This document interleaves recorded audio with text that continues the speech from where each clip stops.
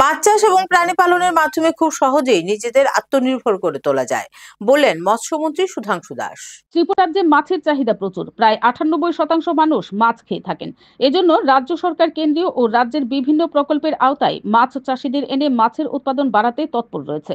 আজ মুক্তধারা অডিটোরিয়ামে রাজ্য ভিত্তিক বিশ্ব মৎস্য দিবস 2025 উদযাপন অনুষ্ঠানের উদ্বোধন করে মৎস্যমন্ত্রী সুধাংশু দাস একথা বলেন। তিনি বলেন, রাজ্যে বর্তমানে বছরে মাছের উৎপাদন বেড়ে 89,000 মেট্রিক টন হয়েছে, কিন্তু বছরে রাজ্যে মাছের চাহিদা রয়েছে 1,19,000 মেট্রিক টন। এই চাহিদা পূরণের জন্য বহির্রাজ্য থেকে মাছ আমদানি করতে হয়। মৎস্যমন্ত্রী বলেন, আমাদের রাজ্যে মাছের উৎপাদন বাড়িয়ে সেই লক্ষ্যে পৌঁছাতে হবে, যাতে আর বাইরে থেকে মাছ আমদানি করতে না হয়। এই মাছের উৎপাদন বাড়ানোর জন্য সর্বাত্মকভাবে রাজ্য সরকার মৎস্য চাষীদের পাশে থাকবে।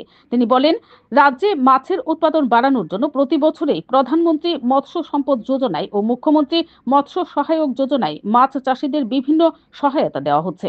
যেমন গত বছর রাজ্যের 28,400টি মৎস্যজীবী পরিবারকে মাছের পোনা, খাদ্য ও বিজ্ঞানসম্মত মাছের চাষে প্রশিক্ষণ দিয়ে সহায়তা দেওয়া হয়েছে।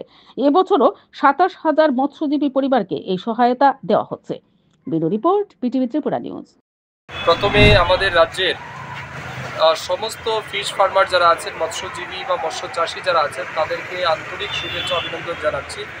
আজকের দিনটি সেই সমস্ত মৎস্যজীবীদের স্মরণ করার দিন, যাদের কঠোর পরিশ্রম এবং প্রতিনিয়ত তাদের পরিশ্রমের ফলে আমরা আমাদের রাজ্যের যারা আমরা মৎস্য আহারকারী যারা আছি বা আমরা যারা সাধারণ নাগরিক আছি, যারা আমরা মাছের যোগান পাচ্ছি, এবং মাছ আমাদের রাজ্যের প্রধান খাদ্য, যেখানে প্রায় 98% লোক মাছ খায়।